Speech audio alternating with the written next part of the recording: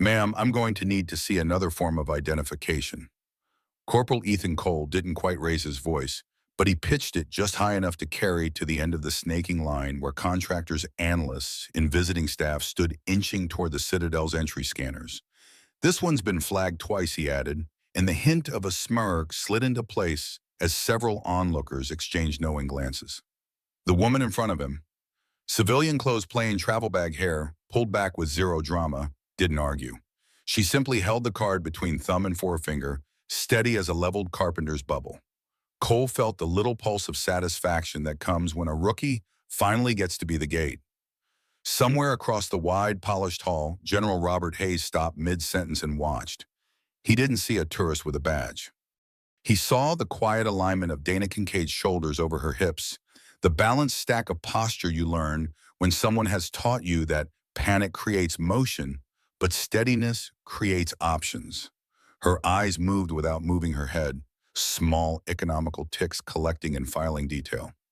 Hayes had seen that economy before, downrange and long ago. It looked like readiness that didn't need an audience. Cole tapped a key and leaned into his performance.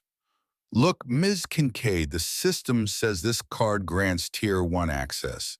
You can understand how that doesn't exactly line up with, well, he gestured vaguely at her jacket and unbranded shoes, this.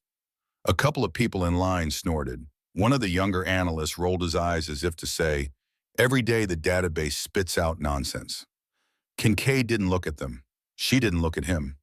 She kept her gaze on some fixed point over Cole's shoulder, not defiant, simply uninterested in the theater he was trying to stage. Hayes took a slow breath. He had no urge to intervene yet. There are lessons men like Cole only learn when the world tilts. Sometimes you let it tilt. The Citadel's entry hall amplified everything. Footsteps, the thrum of HVAC, the whisper of badges against lanyards. It was built to be both welcome, center, and last choke point, a place where order was supposed to be obvious and non-negotiable. Cole had memorized the handbook and practiced the tone. He was good at this part of the job because most of the time it was just this verifying, correcting, dismissing, moving the line. He'd never fully considered that a card marked Tier 1 might not be a glitch, and that the human attached to it might not be impressed by his script. I'm not trying to give you a hard time, he said, widening his stance just enough to feel like command. I'm trying to keep us safe, so let's run a secondary identity check and get you on your way. Dana Kincaid said nothing. The ID remained steady in her hand. If she felt anything about being challenged by a corporal with a shine on his boots and the world on a string, it didn't make it from her chest to her face.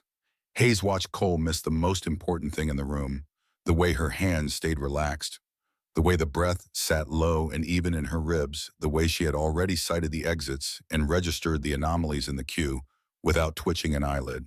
You couldn't buy that poise. You couldn't fake it. You earned it across years when getting it wrong had permanent consequences. The alarm came the way real trouble does without preamble.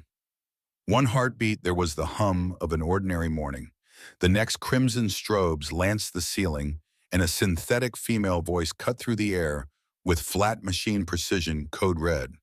Containment breach. Sector Gamma. Initiate lockdown protocol. This is not a drill. The line dissolved into sound and motion. A travel mug hit the tile and rolled under the stanchions. A contractor barked, "Run," and knocked his bag into a chair. A government phone chimed emergency instructions that no one read. Cole's hand went to his sidearm, fingers clumsy on the retention hood, his other hand flailing toward the console that suddenly blinked red across 3 panels. "Everyone stay calm," he shouted, instantly too loud, instantly unheard. "Back away from the doors. No, not those doors. Just. Kincaid moved. She didn't push past him so much as flow around him, a current ignoring a rock. One step bought her a line on the primary console. A second step put her hand on the emergency mag lock release. Her palm struck the recessed pad with a flat thump, and the first stage locks thudded home a bass note under the klaxon. Her right hand had already found the numeric pad. She didn't look down. The digits came out of her fingertip like she was playing a well-worn instrument. 4963, pause, 2108, pause, 75. The console beeped a tone the hall had never heard, and a new banner overrode the red Omega command authorization. Cole stared at the screen. He had done hundreds of drills, memorized a binder of contingencies, argued with senior guards about theoreticals over box chow. He had never seen Omega. He had never known there was a third blast shield hidden in the ceiling track. It slammed down with a sound that punched the air out of the first 10 rows of the queue. Secondary doors sealed. Pressure locks engaged with hydraulic sighs. The echo of motion died, and for an instant, the hall felt like the inside of a safe, a place designed to be airtight on purpose. The voice that had screamed the code red stopped without a fade. A different voice, calm male human, came over the speakers. All clear. Stand down. Drill complete. In the sudden quiet, the fluorescent buzz sounded like surf. People exhaled the breath they'd been holding. Somewhere near the back, a badge thumped against a sternum as someone's hand stopped shaking. Cole's mouth moved but didn't produce a word. His brain tried to pendulum between what he'd said to Dana Kincaid 60 seconds ago and what she had just done.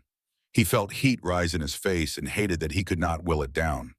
He looked at her still at the console, left hand poised an inch from the keys, right hand lowering from the maglock, and saw that her breathing had not changed. Not a notch. She wasn't adrenalized. She was complete. Hayes started walking, not fast, not slow, a measured cadence that announced both his presence and his intent to anyone with ears. No one addressed the crowd. No one needed to. The blast doors were already ratcheting back into their housings, a steady choreography of steel and air. Kincaid tapped two final keys and the Omega banner dissolved, leaving the console's regular interface waiting like a blank page. She stepped aside. Cole swallowed, holstered, and tried to assemble words that would not sound foolish. "Ma'am, he began, and the sentence died. Every word he knew belonged to a world that had existed 4 minutes ago. There are times when the only correct sentence is none. General Hayes didn't look at Cole. He stopped at the console, eyes on the line of text that had flashed there and vanished. He took Dana Kincaid's ID from the counter, with 2 fingers slitted into the console's master slot, and said, "Lieutenant, give me the admin terminal." The lieutenant at the adjacent desk, who had gone as white as chalk at code red, snapped back to life and shoved a keyboard toward him. Cole realized he hadn't seen the lieutenant move the whole time. Some people freeze, some people calibrate. He'd been loud. She'd been fast. Kincaid had been inevitable. The console screen went black, then Bloom lit into a completely different operating environment, one with the kind of edges and warnings you didn't see outside very small rooms. Across the top, in sterile white shadow, reconnaissance protocols only. Hayes keyed a string he didn't need to look up. The file that opened was spare and devastating. Kincaid, Dana M. Command Sergeant Major. Unit Joint Special Operations Command Task Force 7. Status active. Designation Spectre.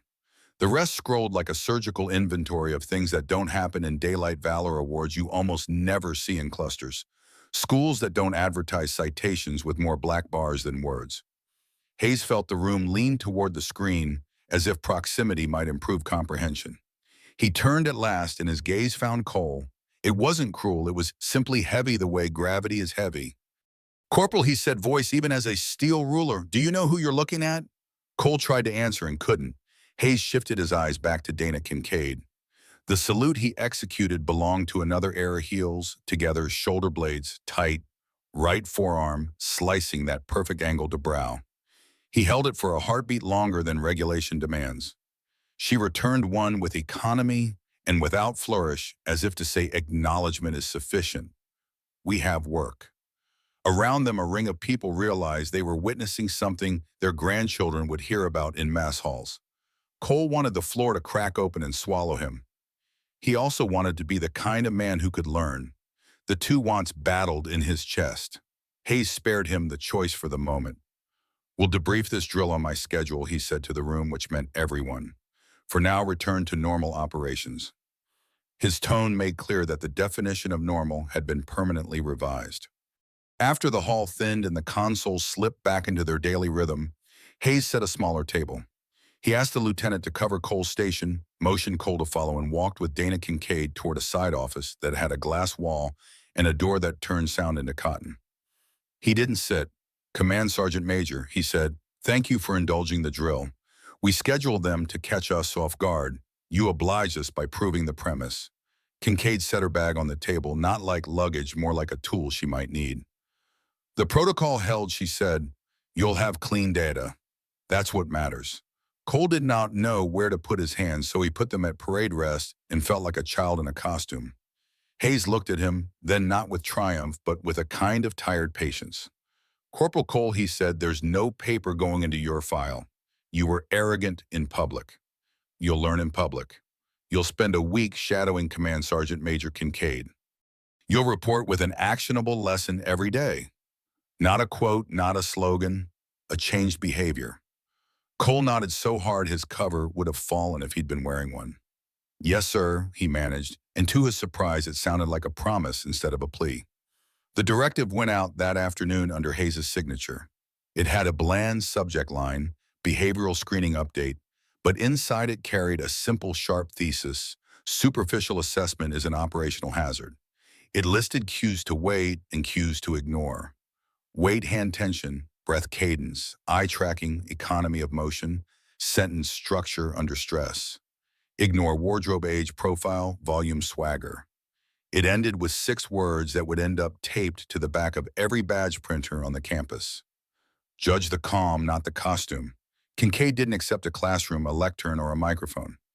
She took a route card and walked posts, first in civvies, then in uniform, then as a blur in the blind spot of men who thought they were paying attention.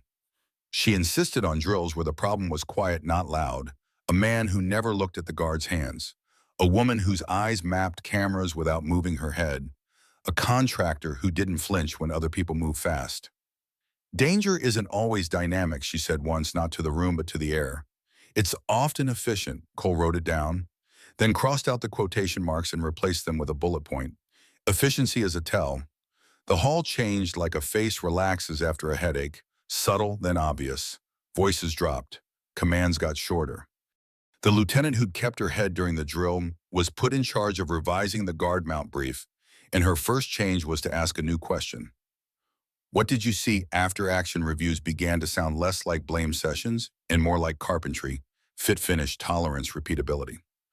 Cole started noticing odd things. He'd always waved past the guy whose shoes didn't match his gait, the badge that was too clean for a body that wasn't the traveler who scanned a room in L to R sweeps without ever fixing on exits. He made mistakes, but he made fewer noisy ones. Hayes watched that week with a satisfaction he kept to himself. He'd seen cultures pivot, and he'd seen them ossify, and the difference between the two often came down to whether the right story got told in the right way at the right time. He didn't need to mythologize a code-red drill. He just had to make sure its lessons traveled faster than gossip and sank deeper than embarrassment. Kincaid did the rest by refusing to be a celebrity. She declined an offer to brief the entire security division in the auditorium.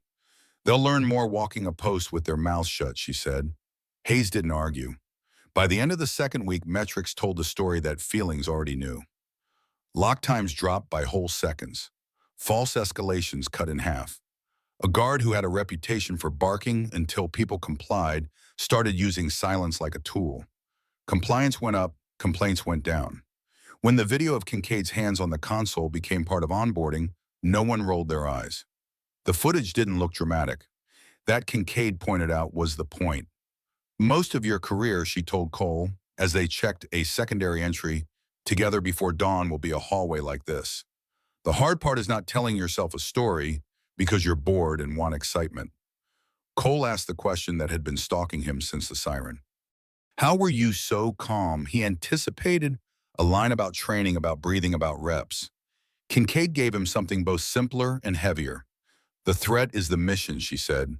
Your feelings are the noise. Silence the noise, prosecute the mission. She said it like a formula, and Cole heard that it was one she'd memorized because it had kept people alive. He wrote it on a card and stuck it behind his phone. They watch people differently now. A visiting colonel from a partner agency arrived in a hurricane of entitlement, waving a letter and demanding that barriers become red carpets. 6 months earlier, that would have drawn heat and swagger from the guards. Now it drew a quiet response. Sir, please place your phone in the tray. The colonel blustered, then complied, then left, wondering why it had felt like his weather front had passed over stone. Observers noticed that noise when it didn't meet friction dissipated. Calm when it met noise remained. Hayes sat with Kincaid once more in his office with the glass wall. He kept the conversation short. "We're better because you walked in the door," he said. "We'll be better still if we honor what you did by repeating it in our lanes." Kincaid bobbed her head, neither modest nor proud. "It wasn't complicated, sir," she said. "I was there, I had an authorization, and the system accepted it. The drama people saw belonged to their own ideas of what important looks like." Hayes smiled without humor. "We've built entire institutions on the idea that loud is real," he said, "and most of what saves us is quiet." Cole's week stretched into a month, not because he was being punished, but because he found he liked learning this way. He liked that the corrections were mechanical, not moral. Kincaid adjusted his stance at a turnstile and said, "Less weight on the heels. You'll see more." She had him close his eyes and describe what he'd heard while two people crossed behind him. When he got it wrong, she didn't tisk. She showed him how to be right the next time. This was not a religion. It was a craft. It had rules you could practice. It did not care if you were offended by those rules.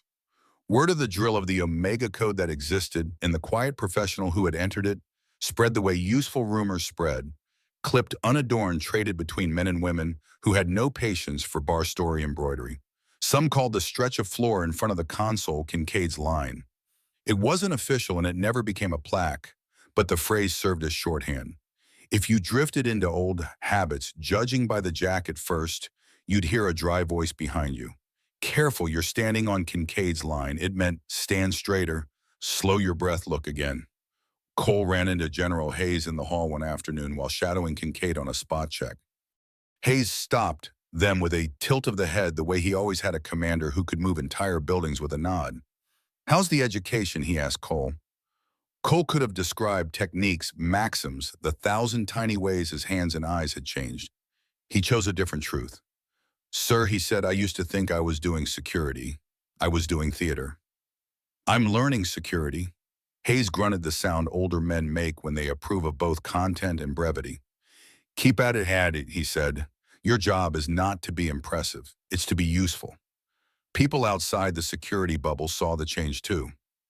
Analysts noticed guard questions got better. Logistics staff found entries smoother because the friction had been relocated from voice to thought. The Citadel didn't feel softer, it felt sharper. Even the way the hall sounded shifted, a different mix of tones, a different timing to footsteps, fewer spikes of volume, more plateaus of competence. It's a strange thing to measure culture. You feel it in your diaphragm before you can plot it on a slide. Hayes heard it every morning and slept better at night. On the last day of his official shadowing, Cole asked Kincaid one more question. "What do you want us to remember when you're gone?"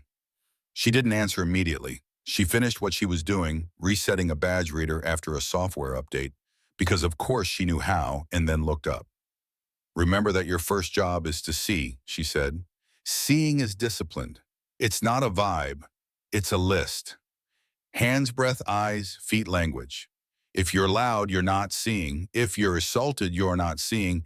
If you're in love with the story in your head, you're not seeing. Get curious. The rest follows."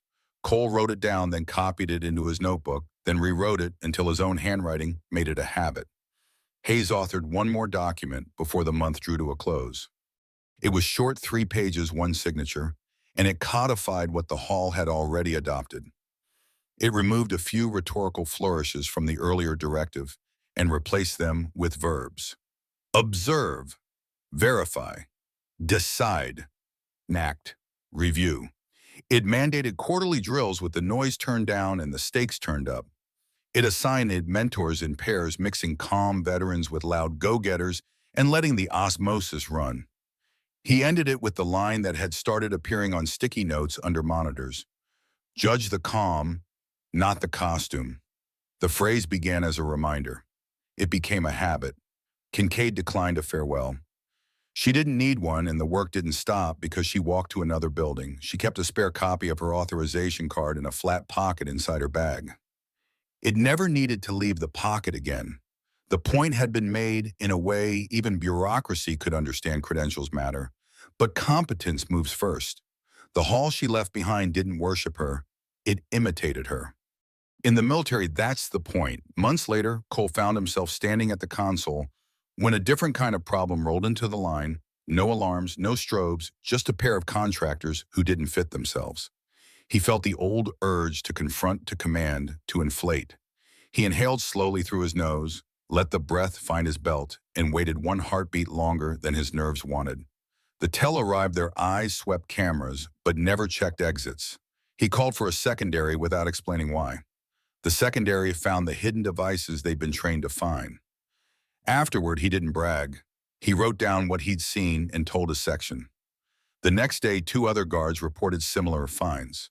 Quiet travels. He thought sometimes about the moment the hall went silent after the drill, complete announcement, about the way the quiet hadn't felt empty at all. It had felt full, like a room after a great cellist drops her bow and the last vibration clings to the wood. He understood in a way he couldn't have put into words before that competence has a sound, and that once you hear it, you want to keep tuning your ear to it. He still made mistakes. He made better ones. He got better at apologizing without collapsing. He discovered that humility is not humiliation. It's calibration. General Hayes retired a year later, hair more silver stride still measured. In his last remarks to the security division, he told no war stories, offered no sweeping philosophy. He said only this: the day we got better, a corporal was loud and a command sergeant major was quiet. The quiet won. Keep it that way. People didn't clap because the line didn't call for it. They went back to work with their spines a little straighter. Kincaid's name didn't appear on a wall. That suited her. The legacy lived inside people instead, in the lieutenant's new guard mount, in the training clips that favored hands over headlines, in the way a rookie's questions got shorter by the end of his first month. The Citadel proved something that men like Hayes and women like Kincaid had known for decades but had to reteach every generation. Most of security is what you don't perform. Most of leadership is what you don't need to say. For the older hands in the building, the ones who'd been around long enough to watch cycles repeat and egos swell, there was comfort in that. It meant the craft was safe as long as someone kept passing it along, one quiet lesson at a time. It meant that when the next alarm screamed and the next line trembled, someone would put a palm on the correct pad, enter what needed to be entered, and make a room full of strangers feel something they didn't have words for. Order returning, chaos receding, the sense that adults had arrived. If you had stopped Kincaid in the hall and asked her what she'd done that day, she would have shrugged. I used my authorization, she would have said. We all should use what we have. If you had asked Cole, he would have chosen different words. She showed me the difference between being the gate and being the guardian, he'd say.